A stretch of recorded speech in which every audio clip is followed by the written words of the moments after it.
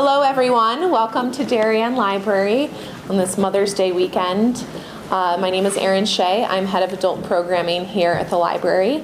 I would just like to briefly mention that programs at the Darien Library are made possible by our annual Friends of the Library campaign. So thank you so much for your continued support to make events like these possible.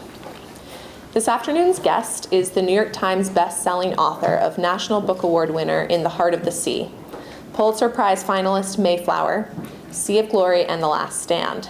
He is here today on his anniversary, by the way, so when you see his wife later, you'll have to thank her for letting us borrow him. He's here to talk about his book Bunker Hill, which just came out in paperback. It won the 2013 New England Book Award for nonfiction. I gave it to my father for Christmas and he really loved it, so it makes a great gift. The Boston Globe called this book a masterpiece of narrative and perspective. Please join me in welcoming to Darien Library Mr. Nathaniel Philbrick.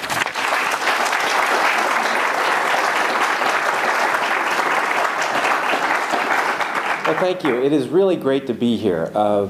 Back in the 80s, from 80 to 84, I worked at what was Yacht Racing Cruising magazine here in Darien. And we lived in New York, and I would do the reverse commute across the 125th crosstown bus to the 125th Street station, and then find myself in Darien. It was a little bit of a culture shock every morning, and but it was where I learned how to write.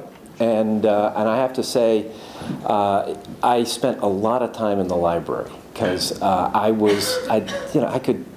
write my articles and then sort of pretend that it was taking longer and go to the library and just read for a couple hours and then come back with the finished article. So it was a great refuge, and it was over there sort of between, on the other side, not far from the Howard Johnsons over there. I don't think that's there anymore either, but it was great. And we lived in Rowayton for a year before going to New York and Wilson Cove, and it was just a real special time to live here. And then I really did learn to write on that very young staff, and those were great years. And I am known for my books about New England and the sea, but I actually grew up in that maritime center of the universe, Pittsburgh, Pennsylvania. Yeah, Pittsburgh. And it was in 5th grade at Linden Elementary School, also attended a few decades before me by none other than David McCullough, which is funny.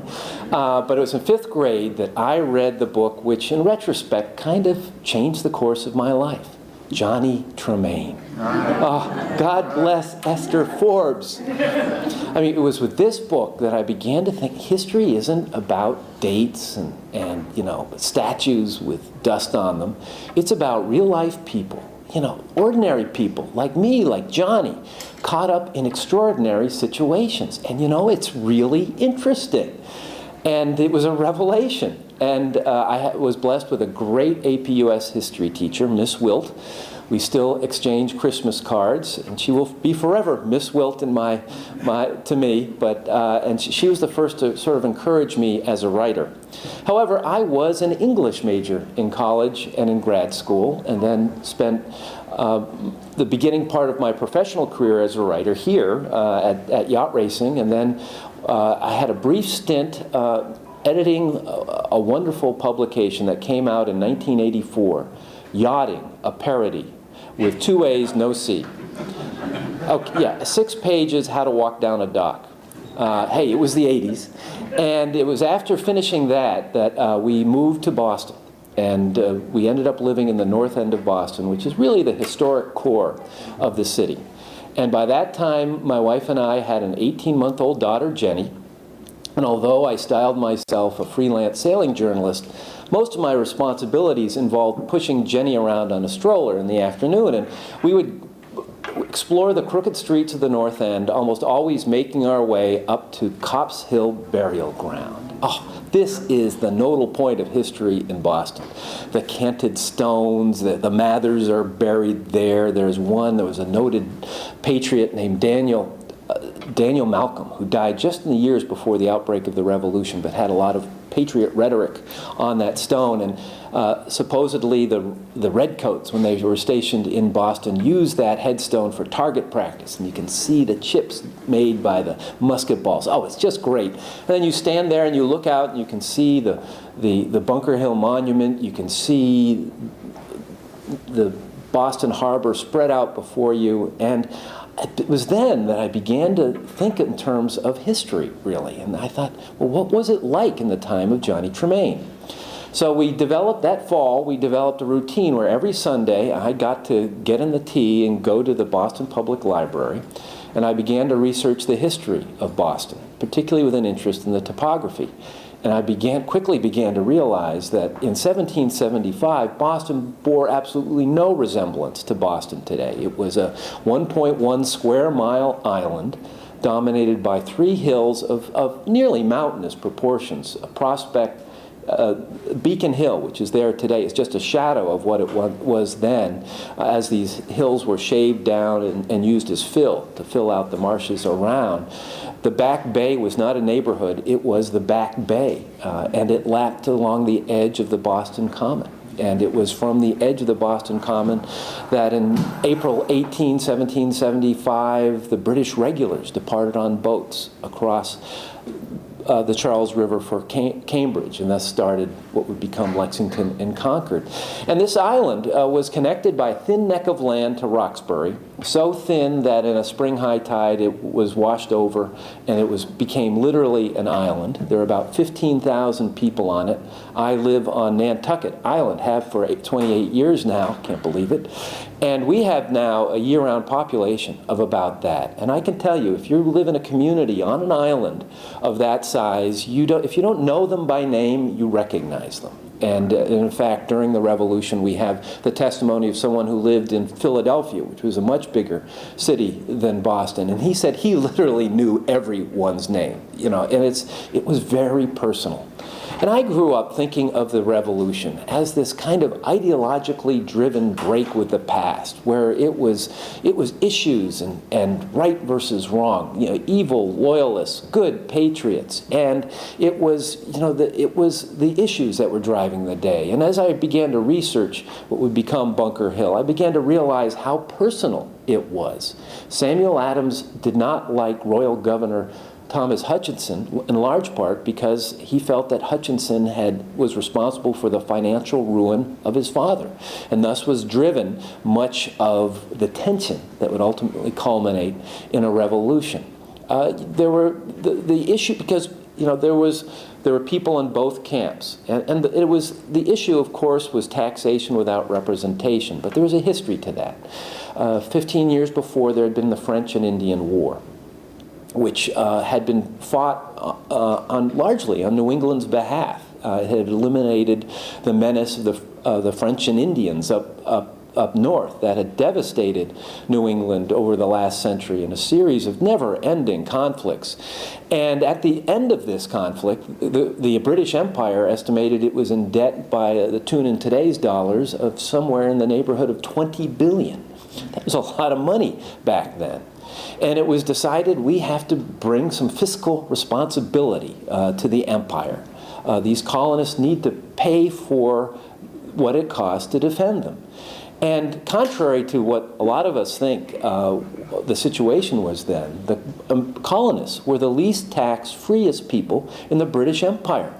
Lord North, the Prime Minister, estimated that the average colonial paid 1/50th of the taxes paid by someone living in London.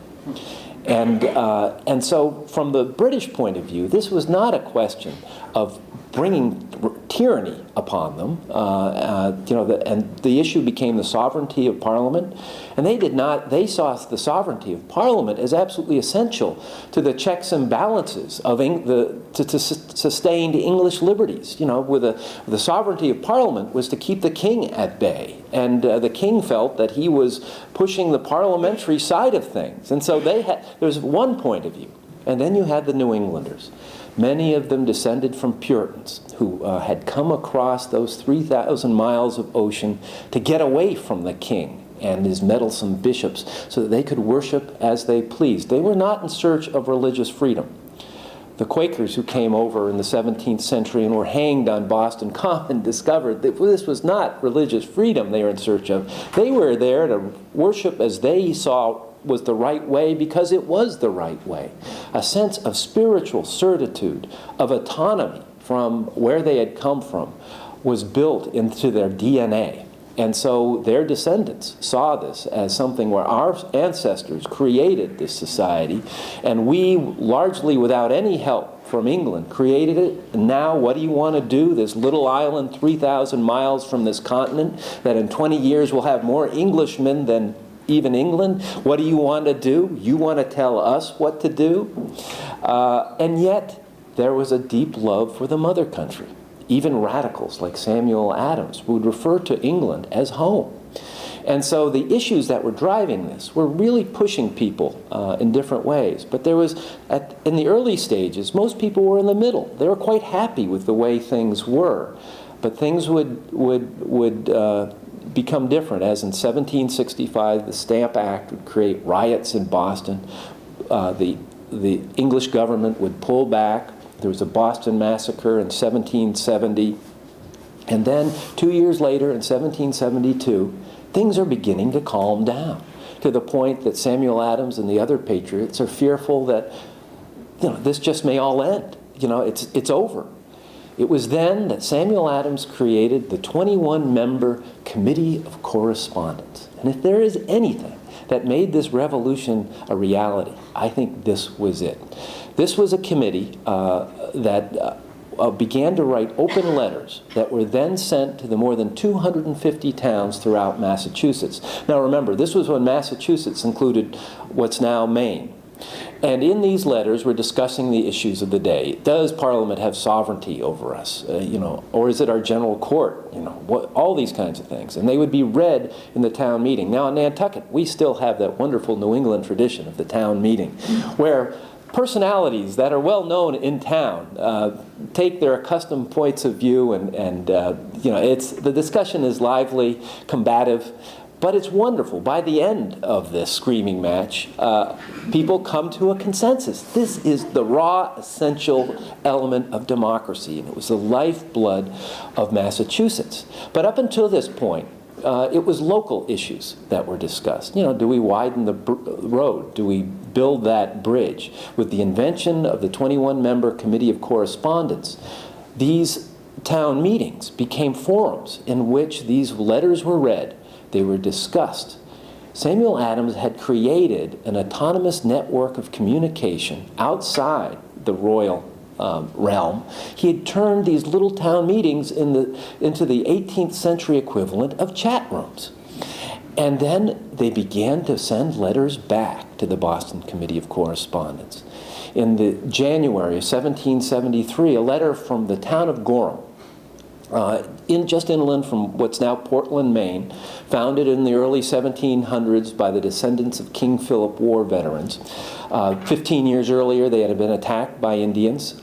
3 townspeople killed, several abducted. And they would write in their letter to the Boston Committee of Correspondence, we are humble farmers. We do not understand the subtleties of Parliament and many of the issues of the day. But we do know what it is to fight to defend our way of life. Our houses are still stained with the blood of those who died defending our liberties. Our swords are still sharpened. Our wives still know how to make the cartridges that will go into our muskets if we must have to fight for those liberties once again. And so this letter came back to Boston, and Samuel Adams and the others began to realize, whoa, the true radicals are not in Boston. They are in what we call those country towns. And they are armed because each one of these towns has a more than century-long tradition of the militia. Many of the veterans hardened by all of these devastating wars that had defined New England. And if our beef with Parliament should come to a fight, a war, Samuel Adams knew where their army would come from. The book begins with the Boston Tea Party. Now, I grew up thinking, wow, we threw the tea into the harbor because of this onerous tax on our favorite fluid, tea. Well, like many things, it was a little more complicated than that.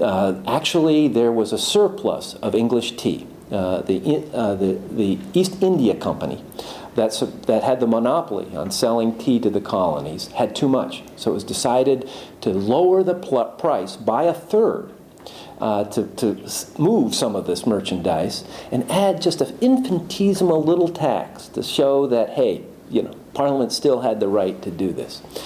And so this was, from England's point of view, what's going to be the problem with this? This is a windfall for the colonial consumer. It's down by a third in price.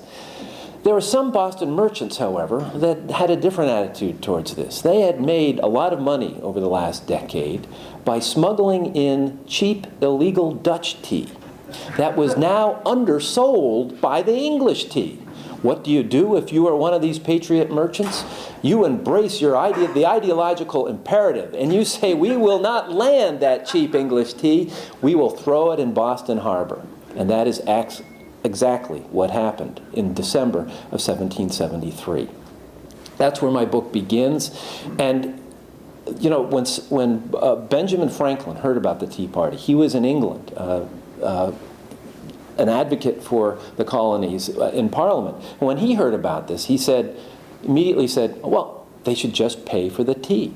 It's been estimated that the 3 boatloads of tea had a value in today's dollars of about $800,000, easily within the reach of the commercial community in Boston.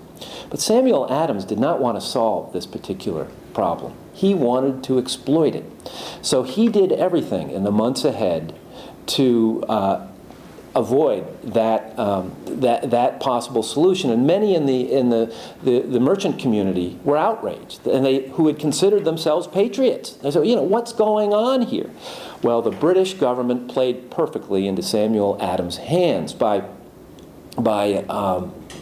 responding in a ham-fisted, overbearing way with the Boston Port Act, which shut Boston down as a commercial entity. No ships would come or go until this was resolved. And then in May 1774, a new royal governor arrives, General Thomas Gage. He is also the commander of the British forces in America. He has lived for 19 years in America. He married a girl from Jersey. They had 4 kids in America. Many of them are now getting educated in England. But he thought he knew these colonials, and he was under the assumption that he promulgated in England and was really shared that if you occupied Boston with sufficient number of British soldiers, you would snuff it out. Those radicals couldn't get their word out. What he did not take into consideration were the country towns. Gage arrives in May, institutes the Boston Port Act, and then Britain messes it up again by coming up with a series of acts known as collectively as the Massachusetts Government Acts, one of which involves tampering with that sacred institution, the town meeting, turning that into an annual thing. And you just don't do that in Massachusetts. Mobs gather in towns throughout Massachusetts, going to the homes of all the royal appointees out there beyond Boston, dragging them out and insisting them to disavow their vows to the king.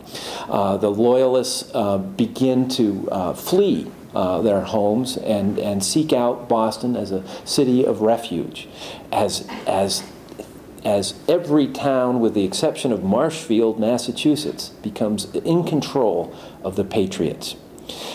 Now, by the end of summer, it's come down to a race for gunpowder. If this becomes a war, England, the sole source of all the gunpowder in the colonies, is going to stop exporting gunpowder. So every town throughout Massachusetts is gathering up as much as they can, as is Gage, gathering up as much of the royal reserves as he can. And in late August, he's told that in what's now the town of Somerville, just off the Mystic River, there's a powder house. That stone powder house still exists, with supplies that will fall into Patriot hands if you don't get them now. And so he puts together a secret operation in which 300 British regulars at night are loaded into boats. They're rowed up the Mystic River. They disembark and march to the powder house. There they wait till dawn, because apparently you do not go into a powder house with a candle. The sun rises. They go in. They get the powder. They load it into the ships. The boats go down the river. They go to what's known as the castle, an island where there's a fort and a regiment of soldiers, and they offload the powder. It is a perfectly executed operation, except for one thing. There's a rumor going around that when those British regulars were taking the powder, they were confronted by a group of Cambridge militiamen.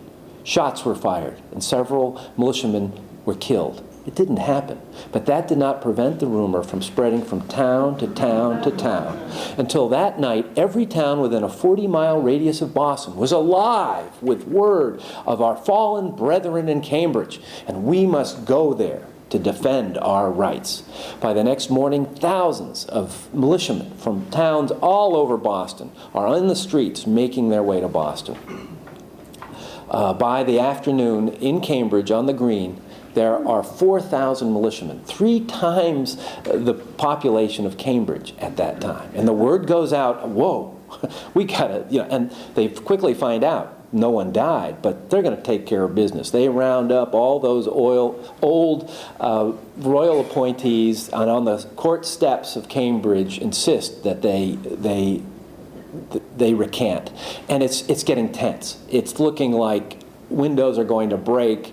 Violence is going to erupt. Well, you put out the call to the Boston Committee of Correspondence, which at this time is operating as kind of the presiding body of the Patriot movement.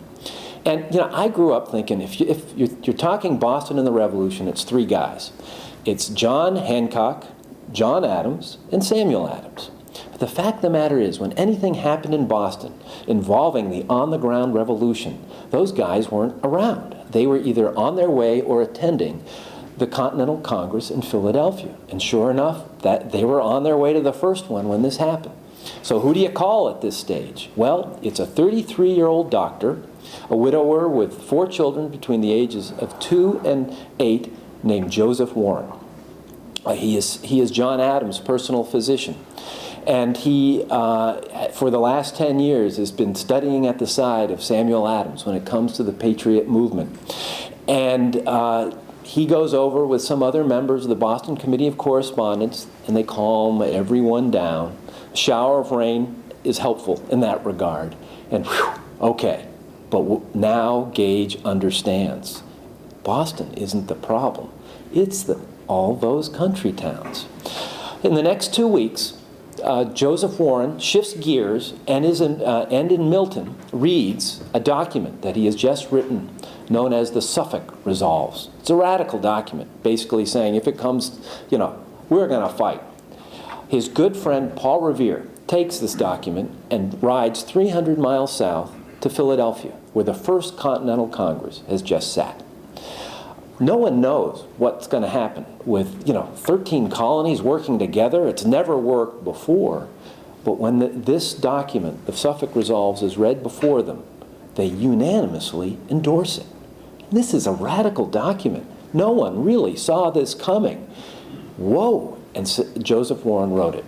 In the fall of 1774 and the winter of 1775, tensions escalate.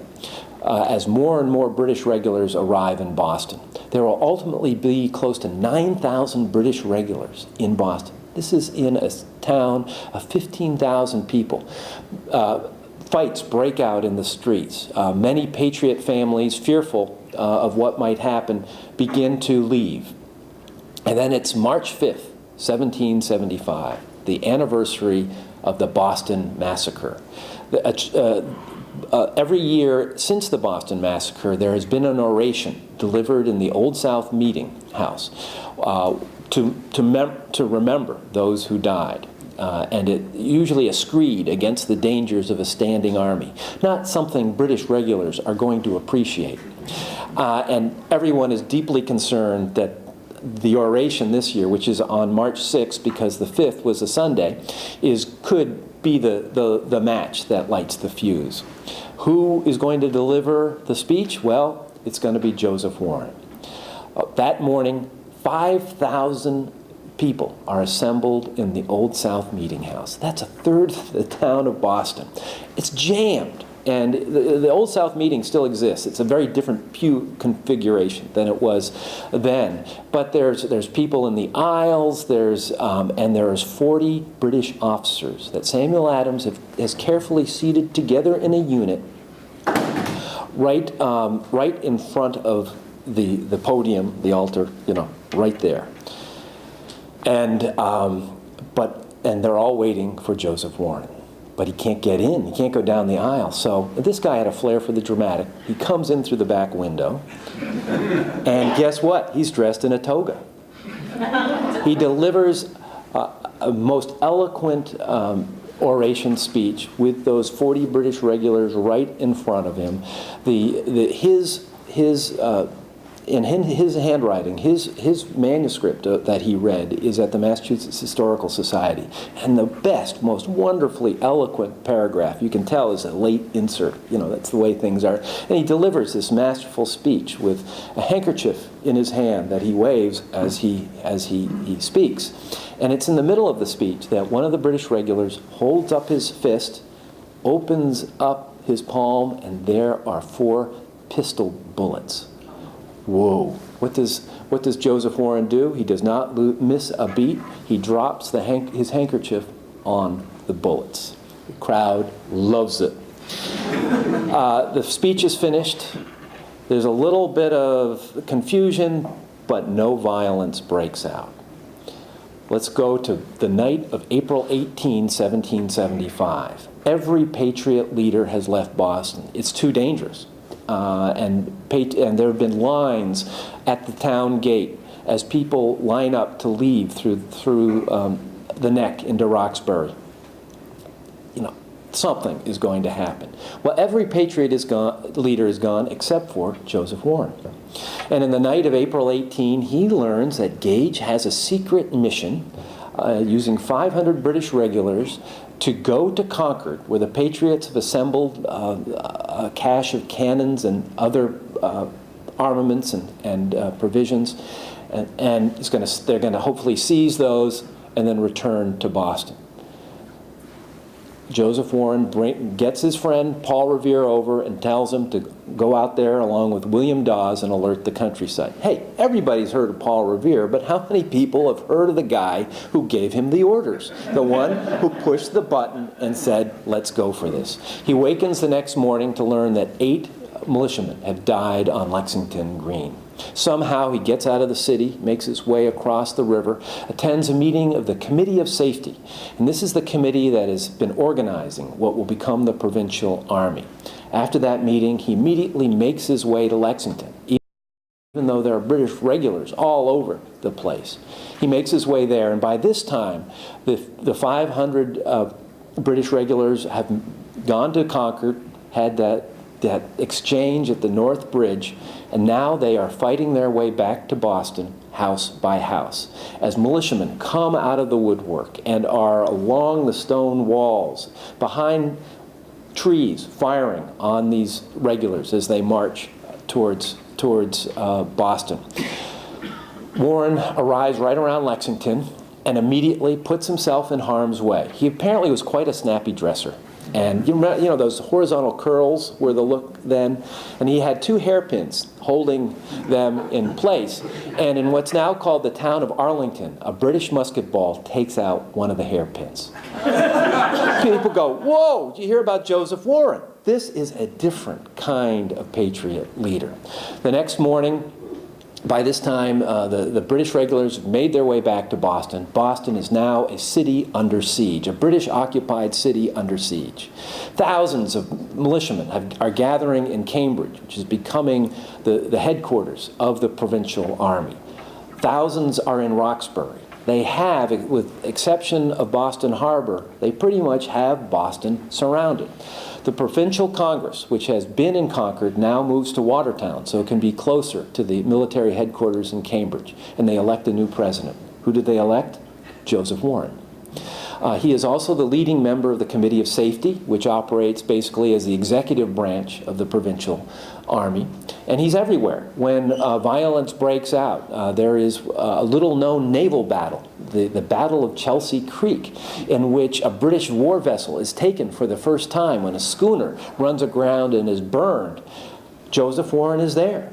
You know, he's everywhere, and his personality is essential to this crazy period of revolution over the next 90 days.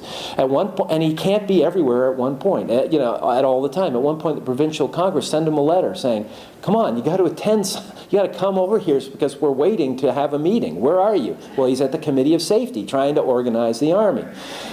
They flirt with the concept of getting another president, but no one can fill his shoes. By June, he is made a major general.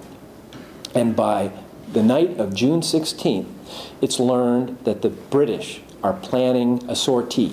They're going to break out of Boston and attempt to march on Cambridge and destroy the army.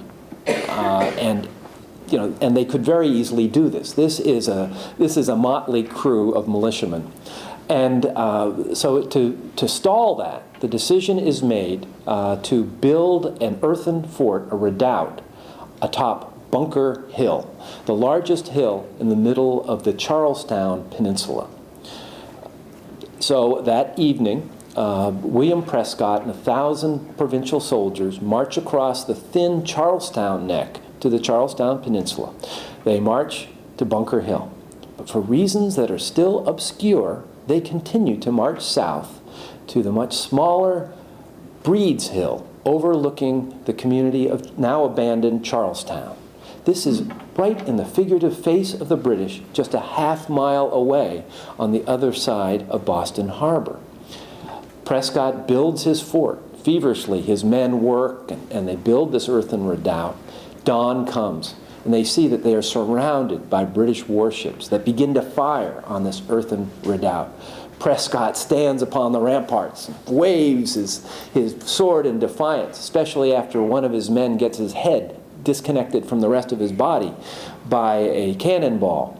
They realize that if they're attacked, and it looks like they're going to be attacked, because that's exactly what Thomas Gage decides to do when he wakes up and sees that a cannon mounted here will be able to fire on my city and the ships around.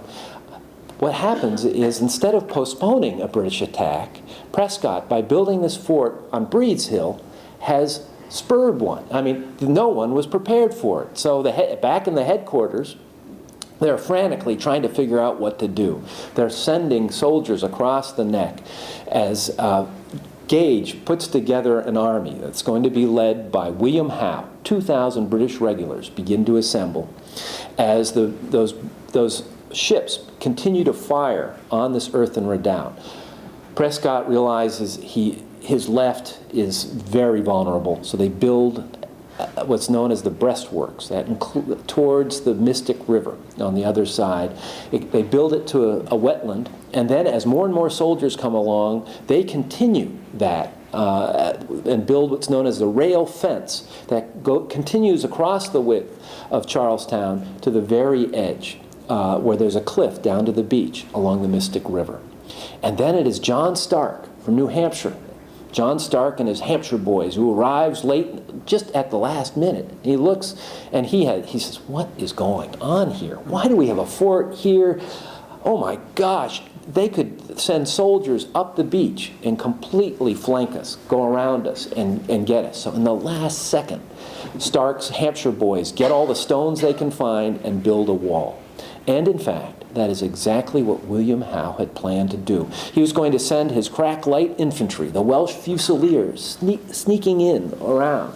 But when they do that, what do? They confront the stone wall, and they're just massacred It was estimated 90 bodies were later found by the stone wall. But Howe doesn't know this as he prepares the 2,000 British regulars in a long line as they're about to start to march toward the Americans dug in along the width of the Charlestown Peninsula. As this is happening, everybody in Boston makes their way to the roofs of their houses, up into the cupolas and church steeples to watch all of this. In the hills, surrounding hills, people are doing the same thing. My book begins with an account of the 7-year-old John Quincy Adams beside his 31-year-old mother Abigail on the hill beside their home in Braintree, watching as the British ships fire on the earthen redoubt on Breed's Hill. This was a terrifying spectator event. You know, we watch stuff on TV in real time and cannot believe what we're watching. And this is what was happening there. And everyone, John Burgoyne, one of the more arrogant British officers, and that's saying something, was atop Copp's Hill, that cemetery where I would go with my daughter. They had turned that into a battery of cannons. And he writes the next day of the emotions that they were all feeling. The fate of the English-speaking world, it could very well depend on what is about to unfold on the Charlestown Peninsula. And then to add to the drama, an incendiary shell is fired from a British ship, lands in the town of Charlestown. It's abandoned, and it erupts into flame. Burgoyne describes how the church steeple is a pyramid of fire as it rages up and then collapses in a groan as a huge pall of smoke wafts over the British army as they begin to march towards those dug-in patriots. Gage, Howe was a man who led by example. He and his staff were right there with the grenadiers and the light infantry as they made their way up. And the presumption was that if these farmers and merchants and artisans were faced with the daunting spectacle of a British bayonet charge, they would turn and run. Now, you've probably all heard the phrase, "Don't fire till you see the whites of their eyes." Well, unfortunately, the historic thread that someone actually said that is thin to non-existent. We do know that an officer said something else. The British soldiers had splash guards on their feet and ankles that were known as half-gaiters. And we do know that one officer said, "Do not fire till you see the whites of their half-gaiters." It doesn't quite have the same ring to it, but it said the same thing. We're going to hold off till they're within 30 yards, and then we're going to give them all we've got. And that takes a lot of courage. The other concern was that they were running low on gunpowder. They had to make every musket ball count. Howe leads his men forward. A devastating volley is launched. Just about everyone in the front line falls. They are sent reeling back. They go back down towards the shore. Howe reassembles them. Up they go again. Once again, a devastating volley. Every officer in Howe's staff is killed or wounded. He is standing by himself, all alone, within a few yards of the American line. We have witnesses on both sides who see it. He was a very handsome, dark man, and it's a miracle he wasn't killed. Later, he would write a friend in England because now he knows that the flanking movement of the Welsh Fusiliers has not worked for some reason. He said and they could very well lose. He would say, "I had a feeling I have never felt before." And Howe was a man of very few words. That is an extraordinary omission. He would make his way back down. This time they would take off their packs and they would have a different formation. Instead of a long line, they were going to go into columns that would provide less of a target. And they also get their artillery working in a way that is very helpful to them. And the grenadiers are pumped. Conquer or die is what they are shouting. They want to do this. They are angry. They are truly angry. And so they march up again. One more volley, but then the Americans begin to run out of gunpowder. The grenadiers, with the sword in one hand and a musket in the other, go over the earthen ramparts of the redoubt And it is a terrible killing field in the redoubt as Prescott orders a retreat. His coat would be crisscrossed with just cut to ribbons almost by the swords of the British regulars. And it was in that redoubt that Joseph Warren was last seen urging his men on. It would take a while for everyone to understand what had happened, but he would be killed on the last British charge that would send the Americans in a full-bore retreat running back across the Charlestown Neck into Cambridge. The British had won. They had taken the redoubt. But as William Howe would admit, the victory was too dearly won. They had suffered casualties of close to 50%. Almost 1,000 British regulars had been killed or wounded. In the 8 years of what would become the War of Independence, this was the bloodiest battle of that Revolutionary War. And they had lost Joseph Warren. But as Nathaniel Greene said, if we could sell the British another hill at the price of Bunker Hill, we would be glad to do it. And as Howe and the others realized, this is no longer skirmishes that could be perhaps lead to some kind of reconciliation. We are now in the middle of a war. 2.5 weeks, the thought, the loss of Warren is traumatic. The letters of Abigail Adams are just, they just tear at your heart, where he had been their personal physician. John Quincy Adams had fractured a finger on his right hand just before all of this. They thought he might not ever be able to hold a pen again, but Warren had set it and saved the finger. John Quincy Adams, for the rest of his life, did not attend the celebrations of the Battle of Bunker Hill because it was such a traumatic event for him. And then the what if? What if he had lived? It's interesting. In 1782, a Boston loyalist who was now in England, named Peter Oliver, would write his history of the American Revolution. It comes from a very distinct point of view, and the comment is probably as much a dig at Washington as anything else. But he claims there that if Warren had not died at the Battle of Bunker Hill, Washington would have been an obscurity, which is an interesting thing to contemplate. 2.5 weeks after the Battle of Bunker Hill, Washington arrives. Now, I was kind of, I grew up in the iconoclastic 60s. I was a little concerned that,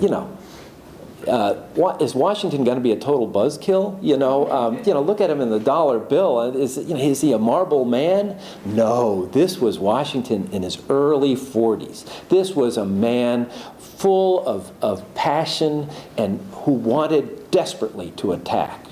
He wanted to end this as soon as possible because he was not impressed by the army he found in New England. He came from Virginia, a hierarchical society in which people take orders. In New England, a different standard prevailed.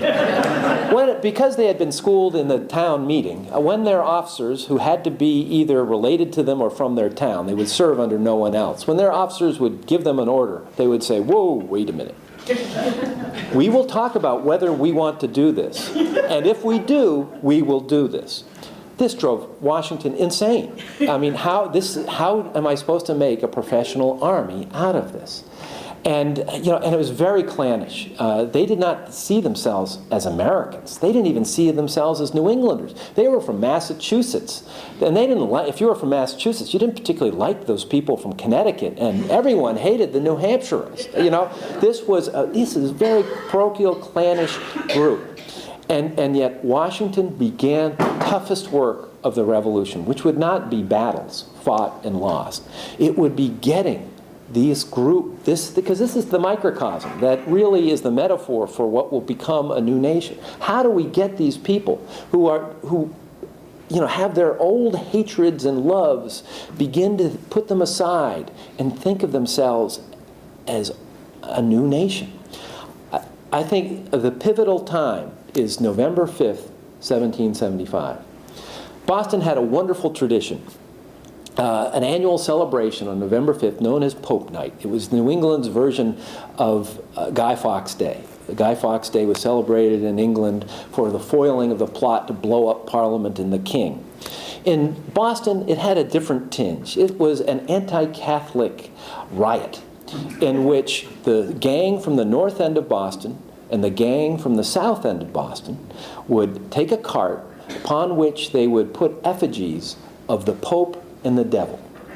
And the object of Pope Night was to beat up as many of the people in the rival gang as possible and steal their cart. This was good fun in Boston.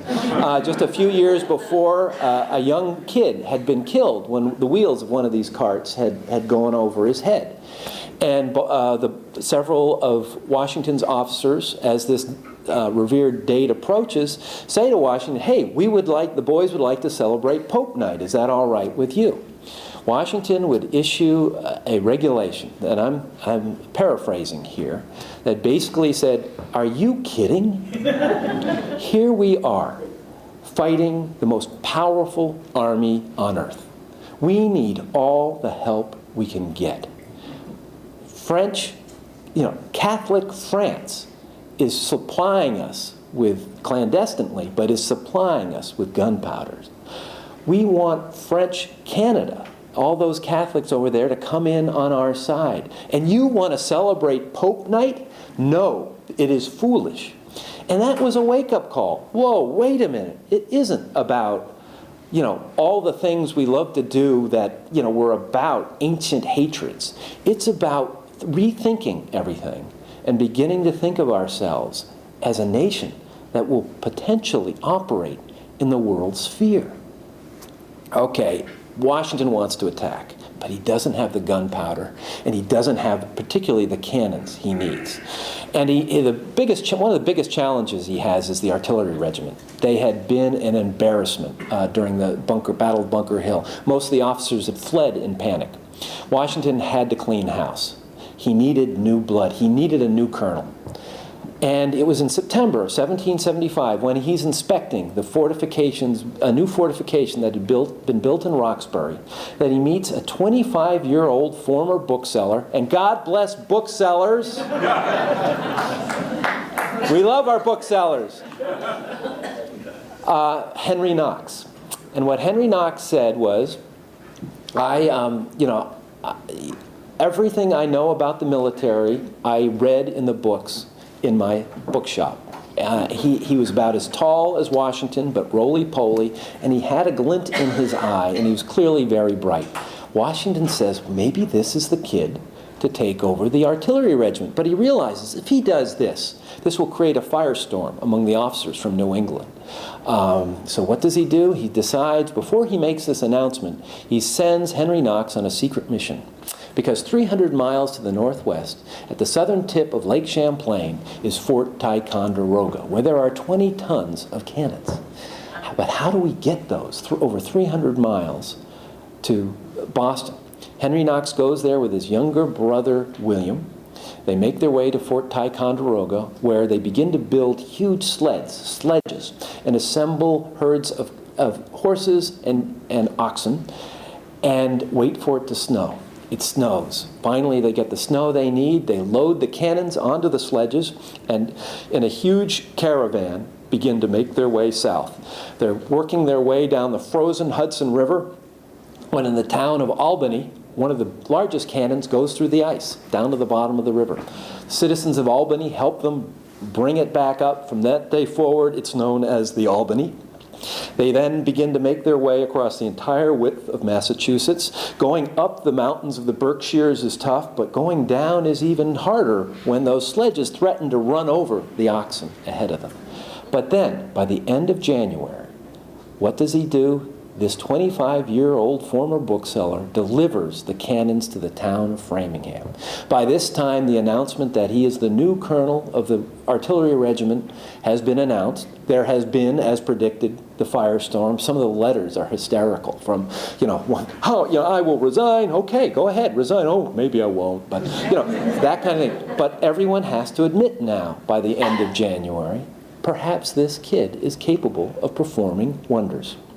And then, on March 5th, the anniversary of the Boston Massacre, in a nighttime operation which was everything that what preceded the Battle of Bunker Hill wasn't, Washington and his army build two, not one, but two forts atop Dorchester Heights that overlook Boston. Bang, instant fort upon which several of Henry Knox's cannons are placed. And that next morning, when William Howe, who has now replaced Gage as leader of the British forces in America, sees this, he realizes, maybe I better evacuate. He has attempted to attack. In fact, it looks like he's going to, but he relents, and the agreement is reached by which if the English do not fire the town, the Americans will allow them to leave. And then on March 17, which is St. Patrick's Day, most places, it's also Evacuation Day in Boston. Our legislators used to get that day off, but now it's not the case. That's legislative reform, I guess. But on that day, Howe's army of almost 9,000 regulars crowds into 150 ships, accompanied by more than 1,000 loyalists. Then over the course of the next few weeks, they sail off, never to return. And all of those displaced residents of Boston make their way back to the city. The Old South Meeting House has been turned into a horse stable. The pews pulled away, manure spread across the floor. You know, but it's left standing. And then in July of 1776, in the middle of the month, word reaches Boston of the signing of the Declaration of Independence. Suddenly, they are no longer fighting to defend their ancient English liberties. They are now fighting to create a new nation. Everything has changed. And it's the Declaration of Independence in Boston is read in the balcony of the old State House, which is still there. From the exterior, it's very much the way it was. And one of the officers who so profoundly objected to Knox as leader of the artillery is there reading it. And from there, he had the same view we have today. Now that they've depressed the artery that goes through Boston of State Street, which runs right to Long Wharf. For more than a year before, General Gage had arrived with the regulars, and this had all begun. Abigail Adams was in the crowd when this was read, and she would say, you know, as the king's arms and every vestige of the king were burned in a bonfire, and we all shall say amen. Now, I'd like to end by saying that my book ends with John Quincy Adams. But by now, it's in 1843. He's in his 70s. He was a one-term president, and then he did an extraordinary thing. He became a U.S. congressman.